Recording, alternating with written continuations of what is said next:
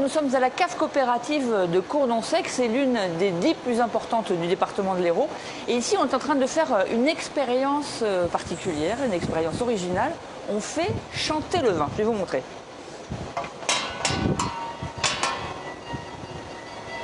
Voilà. Là, on entend les 4 saisons de Vivaldi et c'est du vin blanc.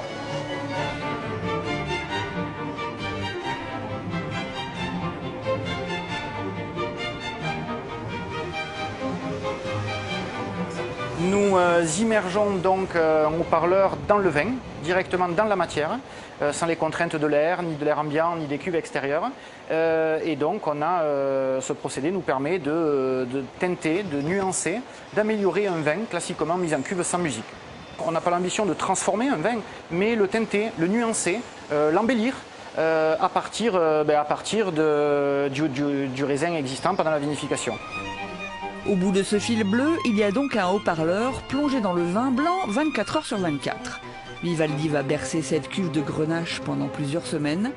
L'idée, plutôt saugrenue pour certains, a quand même séduit le patron de cette coopérative Dernier Cri qui compte quelques 300 vignerons. Il faut accompagner ces expérimentations qui sont novatrices et il y a quelque chose qui me plaît énormément dans cette expérimentation, c'est d'associer un art qu'est la musique avec l'art qu'est le vin.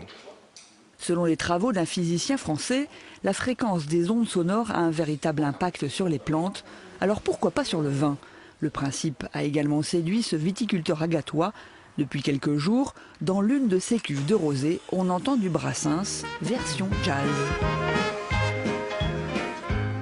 Ce sont précisément les fréquences d'ondes qui traversent la matière, donc diffusées par la musique, qui traversent donc le vin et donc qui permettent aux levures de travailler et créer une stimulation au niveau des levures. J'ai adhéré complètement à son idée, puisque bon, là-dedans il y a de la vie, alors pas de la vie comme avec un cheval, mais il y a de la vie. Et donc à partir de là, pourquoi pas mettre la musique. Vigneron indépendant, plutôt porté sur le bio, Gérard aime ce type d'expérience mais reste prudent.